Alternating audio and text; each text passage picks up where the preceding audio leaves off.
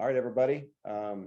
Good to meet everybody in the world of 2022 as it is, and excited to be able to get in front of you today for a little bit and answer some of your questions. First day on the job, like Coach mentioned, and it's been a whirlwind, but we're off and running. Mark Torsani, who's a dear friend of mine, who's Coach's chief of staff, as you guys know, has ran me around town. I've already been to the bookstore, had a good purchase already to start the day. My thumbprint's working. It's off to a good day. Let's see if we can keep it that way. So with that being my opening statement, obviously you guys open it up to questions, and let's get this thing started. Hey Barry, Joey Wagner with the Illini Inquirer. Nice to meet you virtually here. Things obviously were going really well for you at UTSA. Why was this the right move for you to make this jump back with Brett and into the Big Ten? Well, I think it's about relationships, right? The business is one of the reasons that I went to UTSA to begin with when I left Arkansas was because of the relationship that I'd formed with Jeff Traylor and the confidence I had in Coach as him as a head coach and what he was going to bring to the table. And I knew what he was going to bring to the table every day, and I knew the way he was going to lead and coach the program at UTSA. I had a lot of confidence in that. And so I could certainly say the same thing for this opportunity when it came about with my history of working with Coach B. For 5 years, I spent time on his staff at Arkansas, and he was a great mentor to me. I learned a lot during my transition from being in college early on, going into high school for a significant period of time, then back into the college game at my alma mater. Nonetheless, it was a great opportunity to be mentored, to learn from Coach as he came from Wisconsin. And so that, to fast forward 4 years later, and it's been it's hard to believe it's only been 4 years, but 4 years later, here I am with the opportunity to go to work with him in a different capacity. So it's about the same type of relationship and confidence that I had in Coach Traylor. Obviously, I had seen that firsthand, had lived that firsthand working for Coach, and had seen the way he had led the program at Arkansas and the successes we had, even though it didn't end the way that we all wanted to. And then you take that relationship that I had with Coach B, and then you look around the building, and there's an extension of those relationships that I formed with Mark Torsani and Taylor Reed and Pat Pearson and Tank. I could go down the line of people that when I step in this building, there's a level of comfort and confidence in knowing that whose Coach has surrounded himself with. And so at the end of the day, even though it was a difficult decision because of relationships I had formed with, the coaches and players at UTSA, but obviously knowing what I'm walking into and having a familiarity with Brett was ultimately the deciding factor for me. Thanks, Barry. Nice to meet you. Nice to meet you too, Joey.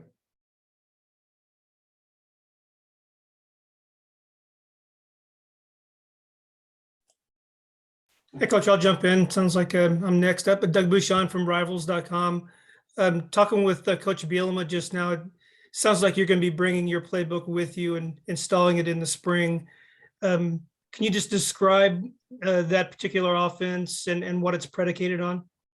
Well, I think Coach addressed it. I was here in the room as he talked about it. I thought he did a great job of kind of defining some of the parameters there. But,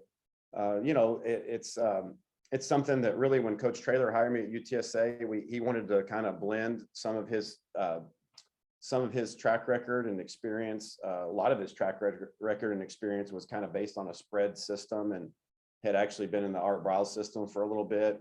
But he also, Coach Traylor knew about my experience in pro style under Jim Chaney and Dan Enos there at Arkansas, were two great influences for me from a philosophical standpoint, offensive strategy standpoint.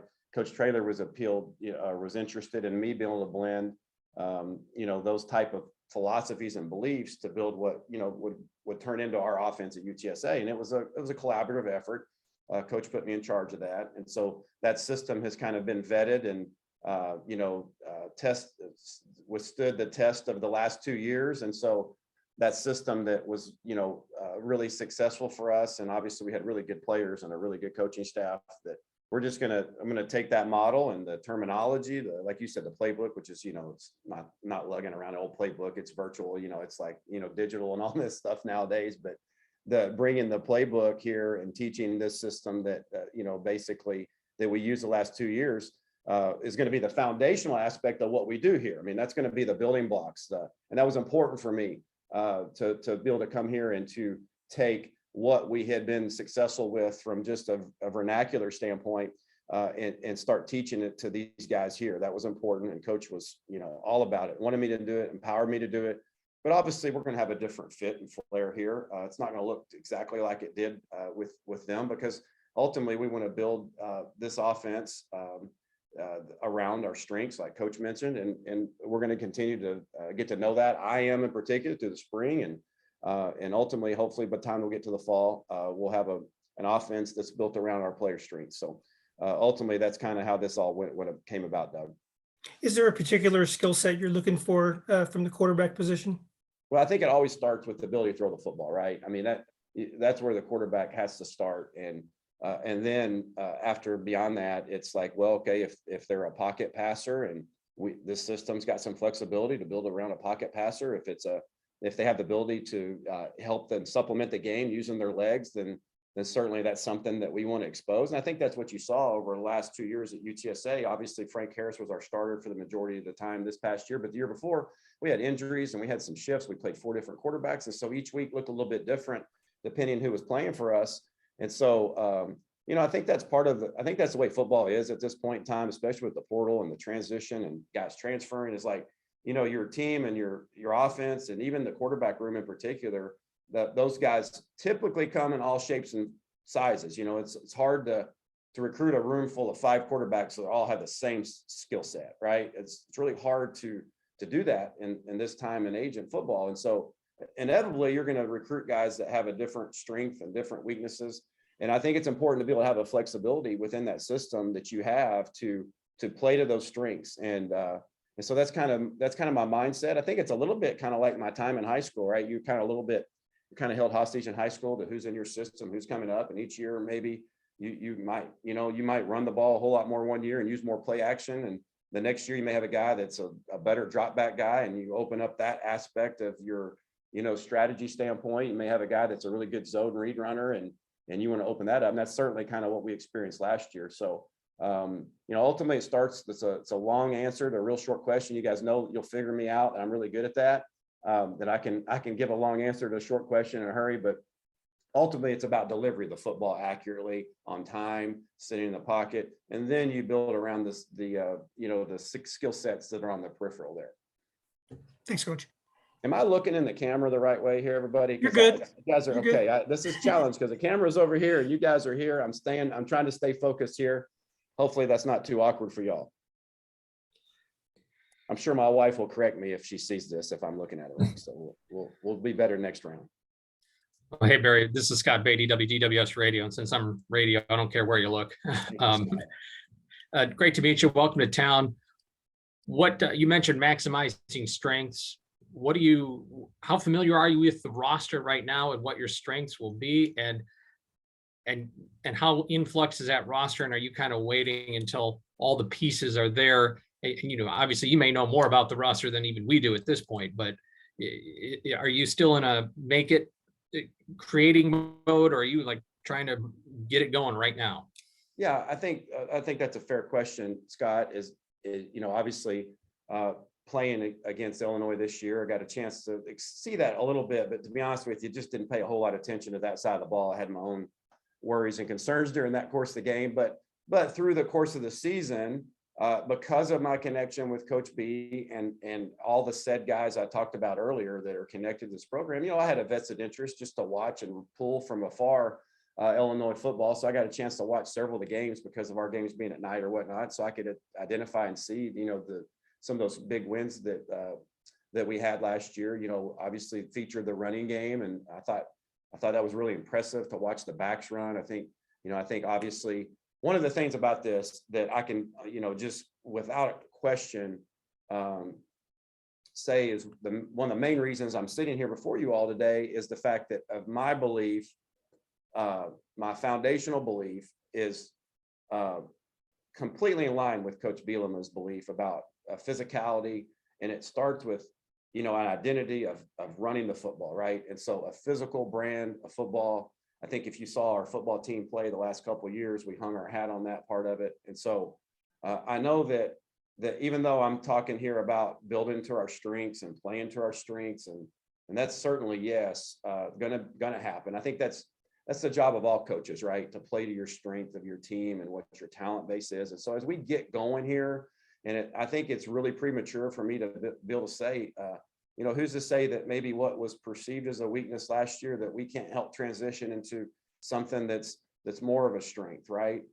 And so a new set of perspective, a new lens for coaches and players to be seen through each other. I've seen that really go well over the course of the years. I've seen coaches and players with new perspective shift their belief about a certain player, or about a certain strength, or about even a certain weakness, and so I think that'll take care of itself over the course of time. But one thing that's not going to change, and one thing that we're not going to waver on, is the identity of physicality and toughness that's required to win in college football.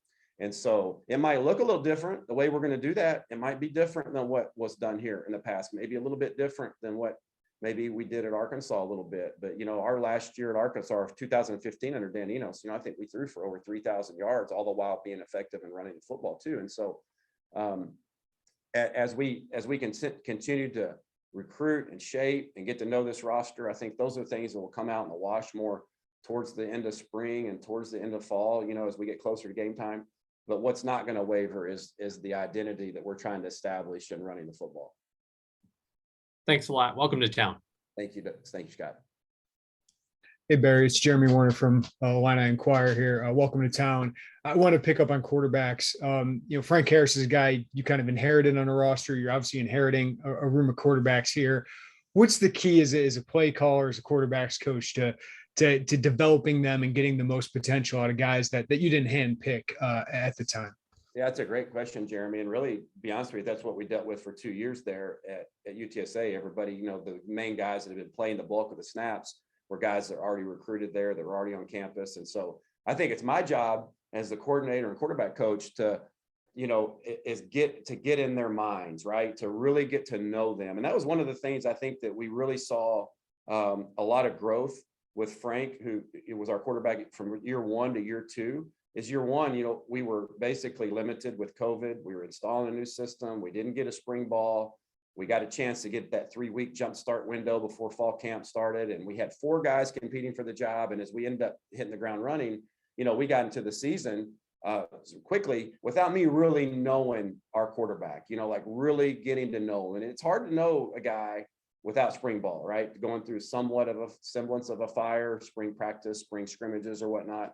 And so the jump between year 1 and 2 was really significant, I think, because I really started to understand him better and know him. So I think that's going to be one of my main challenges. And I don't mean that in a negative way, like a challenge, like an obstacle. That's going to be one of my main points of emphasis. And it's really helped shape my coaching career. It's really eye-opening the last couple of years, how significant that factor is when you deal with your quarterbacks, to know what makes them tick, to know what they're comfortable with, to know what they're not comfortable with, to know how to create success for them. What's their wheelhouse? What's their level of uncomfortability? Is that, if that's a word? If it's not, we ought to start using it like that. What's their level of being comfortable with certain schemes or concepts?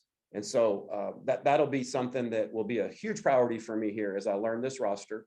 And as we look through the lens of the offense together, is what makes each guy tick, what's their strengths, what their weaknesses. And so to ultimately be able to empower them when it comes time for game time. I'm just a really big believer in, modern football, the way football's played. I mean, really, you play 75 plays a game, Jeremy, and the quarterback in most systems, obviously in ours, there's a lot of decisions to be made. There's a lot of decisions to be made during the game, whether it be pre-snap or post-snap. There's a lot on the quarterback. And so as much as you can eliminate gray for them, and as much as you can make that streamline, I think the better performance that you have a tendency to get out of them, to where they can play, they can let their natural abilities take over during the course of the game. And ultimately, that's my job as the coordinator, quarterback coach, is to let whatever the strengths are of these players that play, the quarterback that's on the field, to let those things be freed up to be able to play free within the system and to play with confidence. Thanks, Barry. Appreciate it. Thank you, Jeremy. Barry, Matt Stevens with IlliniGuys.com.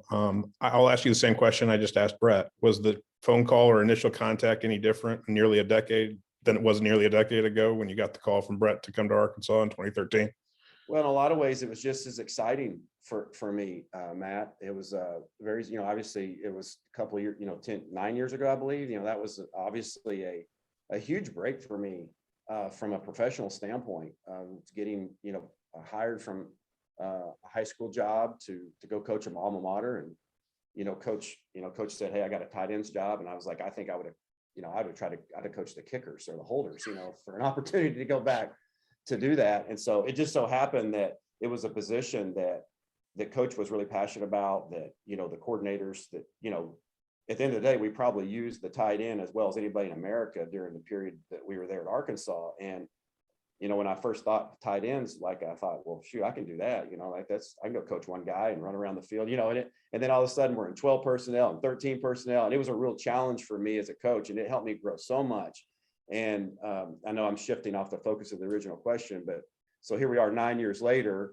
It's the relational aspect of it obviously is, I'm so much more comfortable with coach, than I was 9 years ago. Getting to know him every day was a new day. I think the first time I had him in the car, I think I tried to run a red light, and I didn't try to. I think I actually did, and I think he, I'm uptight. I'm just meeting him. I'm on the road. I'm taking him on Arkansas. Coach said, "You're gonna run that red light?" And I was like, "Well, look, it seems like I was trying to there for you, coach." But anyway, so that hopefully the next time I'm on the ground with him, we won't have any traffic issues. But the excitement was very similar. The opportunity was just really something that I just couldn't pass up, that I felt so comfortable with and excited about the challenge. And so my family and I, we're very grateful for coach providing this opportunity, and we're ready to get going on it. Thank you, Barry. Hey, Barry, I'm Gavin. Good to meet you. Brett mentioned that a lot of people in this business can talk, but not everyone is a good teacher. I'm curious, what did you literally teach at Bentonville, and what did you learn from being in high school football and having so much success at that level? That's a good question. By the way, Gavin, you said, Gavin, good to meet you, right? So that there's a lot of play on words there, Gavin. I like that. But anyway, I think that's a great question. It's, one year I remember Coach, he had us do an assignment. I'm sitting at the table in the staff room with Coach Bielema, and he empowered each of us assigned each of us to kind of give maybe like a presentation to the staff of some things that you had learned in your background, and he has actually assigned it. So one of the things he assigned me was what your question is, what did I glean from my time as an educator in Bentonville High School, and how did that help me make me a better coach? And so I was actually a PE teacher. Now, if you were in one of my PE classes, it was pre-AP or AP PE, I like to call it. So we tried to take it to another level. That always alarmed them, by the way. 7th and 8th graders, if you tell them the first day that it's a AP PE, that'll freak them out, right? So don't do that. They just want to be in normal PE. But in all seriousness, during my time as a educator, there's a lot of training that goes on, right? And one of the things that they spend an extensive amount of time with training is teaching you how to reach your students, right? And obviously, as a PE teacher, I didn't do a lot of classroom work with them. I did a lot of organizational things. But one of the things I committed myself to do, here I am, I was the co-offensive coordinator, play caller at San Jose State, 2004. I made a transition back to high school, which is a really pretty lengthy story in itself, but really at the root of that was a family issue. I thought it was going to be a pit stop for me. It turned into a significant amount of time. And so my first year, here I am going from play caller, co-offensive coordinator at San Jose State to now part of my assignments at Bentonville was coaching and teaching 7th grade PE. And I really had to make a decision professionally, like, okay, here's what I made a decision I was going to do. If I was going to do this, I was going to do it right? If I was going to do it, I was going to try to be the best educator and teacher that I could be. And so I really tried to jump into that world and learn. And so during those in-services, when they taught you about the different types of learners, right? A visual learner, a kinesthetic learner, an auditory learner, that stuff really kind of enlightened me to, I've got a room full of guys here as an offensive coordinator, quarterback coach, that each one of them, even though I may have 5 quarterbacks in the room, there may be, 2 of them that learn through visual learning. There may be one that learns through hearing and can grasp it, but yet there may be yet one more that needs a walkthrough to make that come to life. And so that moment in time for me, that period of time was really beneficial to me, because it helped open my eyes to that not everybody learns like Barry Lunney, right? I have a certain way of learning, just like each and every one of you on the screen do today. And so that time was really beneficial for me to help peel back, when I'm teaching and I'm communicating, I'm talking to a wide variety of learners. And so I've tried to be very conscientious of that moving forward. I think that's helped me become a better coach. Thanks, Barry. Thank you, Gavin. Hey, Coach. Nice to meet you. Alec Bussey. Welcome to Champaign. Quick kind of question. Coach Bielema mentioned the term Tempro for tempo and pro style. As an offensive coordinator and quarterback, how does that kind of influence what you do with a quarterback position? Well, you know, that's just something that kind of Coach and I, we at UTSA, we kind of, you know, sit around the table and, you know, some of these systems have names or whatnot. And we don't, I'm not saying that's the name of our system, but if you just kind of, it's kind of a snappy little way of, you know, to say, hey, we want to play with tempo, but this isn't like, you know, torrid pace. I think if you looked at our time of possession last year, one of the things that we did in our system is play complementary team football, right? That's going to be critical to our success here. We're not trying to play so fast that we put our defense in jeopardy by playing a bunch of snaps and having to be on the field with quick turnaround. But yet we want to be able to have enough pace in our system to affect the defense. At the end of the day, one of the things that I want to do, one of the things that I have a vision for, one of the things that we did at UTSA is we tried to change the pace of the game. Like we wanted to dictate the pace of the game, whether it be quick play, a no huddle, a fast huddle, like all these different ways that you're able to do that. That's really important that we do that because I think that's a weapon for you offensively. And so that name is not anything that, you know, it's just something that Coach and I identified with as we talked over the last few days about like, really, okay, we don't play tempo, but we do not want to lose the elements of pro style football, right? That that have stood the test of time. B is certainly foundation of Coach Bielema's belief and mine as well. And so there's a certain, you know, there's a certain mentality of pro style football that we're not going to gravitate away from, but also trying to blend this with maybe being in the, you know, at the line more, being in the gun a little bit more than what's been done here, but in the past. Thanks, Coach. Appreciate it. We're going to wrap up with that. Yep. Brett's telling me that we're going to wrap it up. Thank you, everybody. Thank you, everybody.